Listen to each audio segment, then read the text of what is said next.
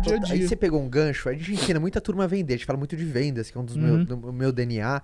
E tem uma falácia em vendas, Paulão, que é produto bom se vende sozinho. Isso é uma mentira. Imagino. Produto bom. E é uma falácia uma frase tão gostosa de ouvir, produto bom se vende sozinho, que às vezes as pessoas transferem toda a responsabilidade que é sua pro teu produto ou pro teu serviço. É verdade. Teu produto não tem boca, o teu serviço não tem boca, ele precisa de você. É. Então, o que tá mais lotado no cemitério, o cemitério que eu falo das pessoas que não conseguiram conquistar esse objetivo, é de gente com ótimos serviços, cara. É gente com ótimo produto. Qual você acha que foi o seu diferencial? Foda. Porque você é foda, velho. Não é assim falsa modéstia, você é foda. Aqui é podcast, aqui tá tudo bem.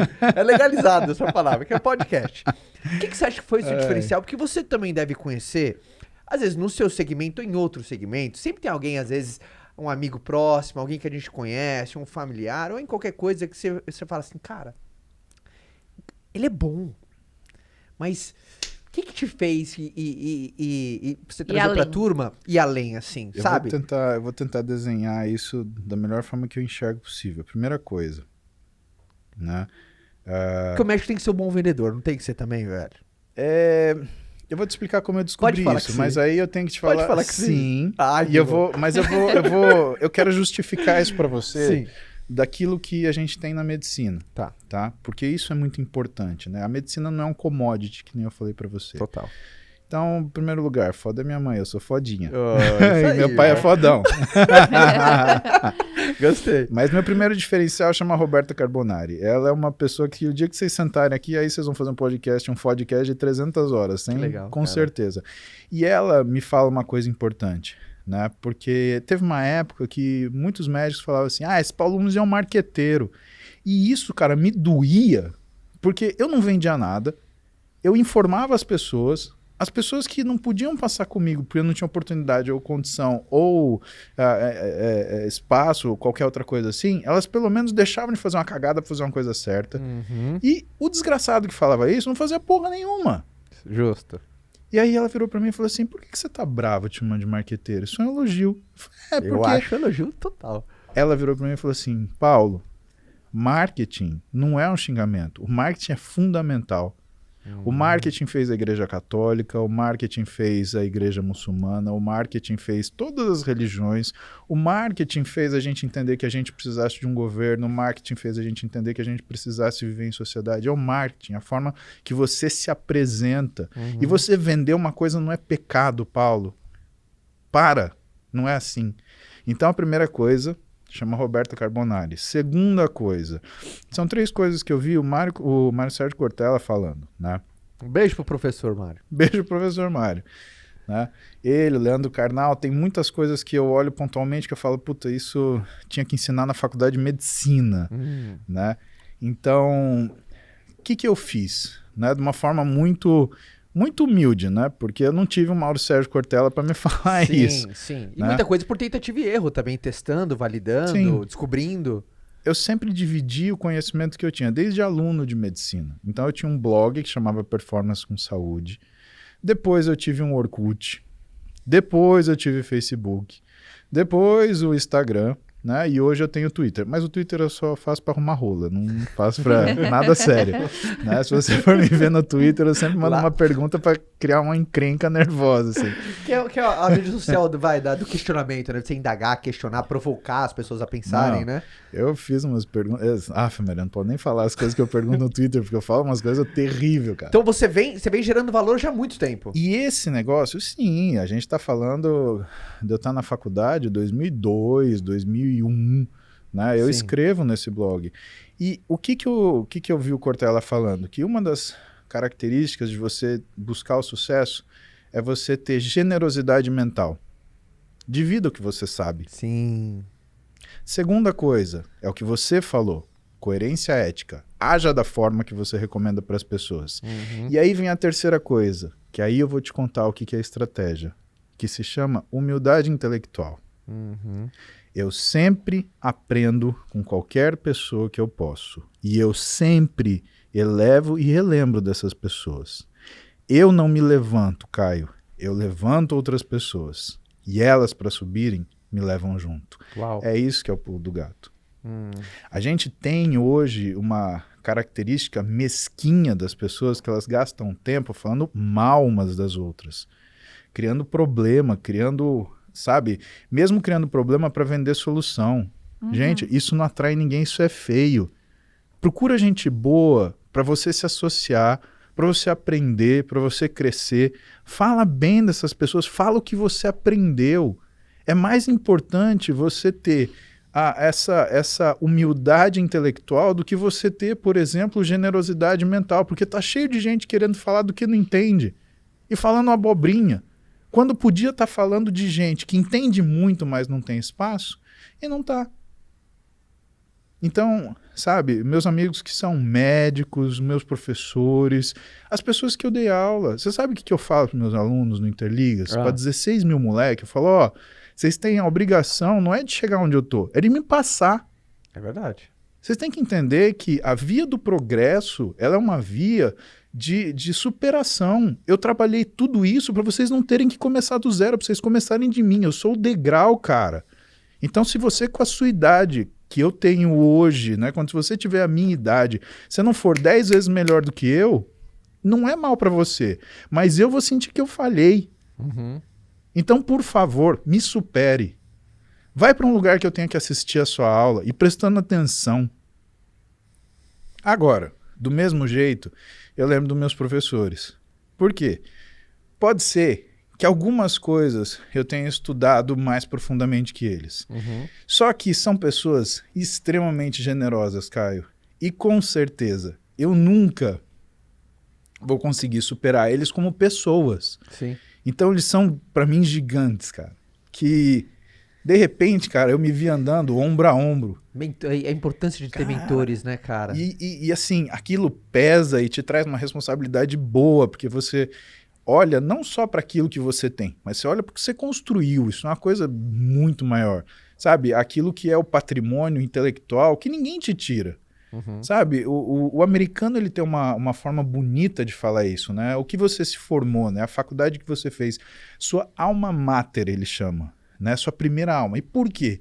Porque a tua formação ninguém rouba. Ninguém suja, ninguém... Nada, aquilo é seu, cara. Aquilo é a sua alma. Aquilo é quem você é. Teu conhecimento é o maior porto seguro, né? Exato. Em cima dele você pode reconstruir a sua vida, ninguém tira ele de você. Isso, puta, isso é muito forte. E, cara, muito forte isso que você falou. E desde a da pergunta primária, o que você fez para ter um estado... E já deu para ver esse auto... E quando você se importa de maneira genuína e você gera valor na frente... Porque às vezes eu conheço quantos profissionais... que às vezes tem medo de meio que de contar tudo que sabem, porque eu falo assim, poxa, se eu contar tudo que sabes... Não me sobra nada, né? Não me sobra nada. Será que as pessoas vão querer os meus... Não, isso é síndrome do impostor, Caio. Isso não daí, tem muito, cara, não tem muito. Isso daí, o que é isso daí? Mas eu te são aqueles que explico estão isso. sempre criticando, né? Sabe, Fabi, eu olho isso de uma forma... Eu prefiro olhar de uma outra ótica, né? Então, 2 psicólogos muito inteligentes, Dunning e Kruger, em 1999, eles quiseram estudar o que era a curva do aprendizado. E quiseram estudar mais ainda o que era a noção do conhecimento. E o que eles fizeram? Eles pegaram 4 grupos, perguntaram para esses 4 grupos o quanto eles sabiam de um determinado assunto. E aí eles fizeram uma prova para esses 4 grupos. O que eles descobriram? Que quanto menos a pessoa conhecia o assunto, mais ela achava que ela conhecia. Caraca! Só que isso, né, você olha essa ponta da curva, né? Ou seja, o cara que era o mais ignorante era o que achava, isso daí eu sei, 80%, 90%. E é o que tá mais cheio aí fora, né, cara? Exato. Nossa, que loucura. Isso agora, existe o cara que tá na outra ponta, que é o cara que sabe demais. Isso é o corolário do que é o que a gente chama efeito Dunning-Kruger. O cara que sabe muito, ele sabe tanto aquilo que para ele aquilo é básico. Então ele olha para você e fala assim, mas isso ela sabe. É aquele professor de faculdade que dava aquela aula terrível de didática. Por quê? Porque ele achava que a gente sabia aquilo e que aquilo era uma coisa extremamente fácil. E a gente não fazia ideia daquela merda de cátion, ânion, porque passa pela barreira. Falou, tio, eu acabei de sair de química, geografia, matemática, estudos sociais, OSPB. Você tá falando para mim de biofísica, mano. A membrana da pele do sapo, eu te odeio com força, porque você está falando isso para mim, que eu não consigo pegar na primeira aula que eu vejo. Né? E isso é importante. E por que eu falo isso para você? A gente tem uma realidade. Abriu-se muitas faculdades de medicina, mas não se abriram vagas de residência. Fabi, Caio, isso é um crime com os médicos. Você pega o cara, bota para estudar 6 anos e depois você nega a ele a possibilidade dele se tornar um especialista, que é o que ele mais quer. Uhum. E esses caras que não conseguiram fazer a residência falam, mas eles são piores que os outros. Não são. Porra, quando eu fui fazer a prova de ortopedia, a gente tinha 3 vagas. 3. Tinham 20 caras da minha sala que queriam fazer ortopedia. Você acha que qualquer um desses era melhor que o outro? Porra, a gente entrou junto na faculdade de medicina, a gente passou junto pelos estágios, a gente foi aprovado junto em todos. Você vai falar que um é melhor que o outro, ou um é pior que o outro? Não é. E aí? E falta médico. Como que faz? Falta especialista. Sim. Não tem vaga de residência para esses caras. E o que aconteceu? Esses caras, eles foram tomar o caminho mais difícil. Porque todo mundo que é especialista fala, eu fiz o caminho difícil. O caminho de quem quer trabalhar é difícil de qualquer jeito, Caio. Se ele é tradicional ou não, ele será difícil. E o cara que vai estudar por conta própria um determinado assunto, ele vai passar muito apuro, porque não tem ninguém para falar para ele para onde ele vai. Essa galera é esforçada. E muitas vezes essa galera, além de tudo, tem boa vontade. Então, o que acontece? Essas pessoas, elas acabam se calando, ou acabam se fechando, ou acabam caindo numa noção de marketing que tá errado. Por quê? Porque o cara fala assim, putz, eu não posso falar isso porque eu não sou uma autoridade, então eu vou fazer um TikTok bonitinho. E aí o cara que tem a formação clássica, ele olha para esse médico e ele olha como um médico de menor valor. Eu sou contra isso. Porra, se é bom, dá a mão para quem você acha que não é. Ajuda esse cara a chegar no seu patamar, em vez de ficar criticando. Animal. Porque é assim, isso é ser colega, cara. Ajuda a melhorar a categoria, né? Exato, é isso que é ser colega. Você não é uma loja de venda de imóvel em São Caetano, em São Bernardo. Porra, lida com a medicina decentemente. Eu te falo com isso e eu posso falar, eu tenho 2 RQE. Você olha, você entra lá no CRM, eu tenho um registro de 2 especialidades, medicina esportiva e ortopedia, fiz prova, sou especialista nesse negócio. E eu quero ajudar quem está fazendo isso. Por quê? Porque eu enxergo que essa gente tem valor, sabe? E assim, o pior lugar para você colocar é num pedestal. Sabe por quê? Porque quando você está em cima dele, ninguém pode te ajudar. É verdade. Exato. E todo mundo tem dor de barriga, Caio.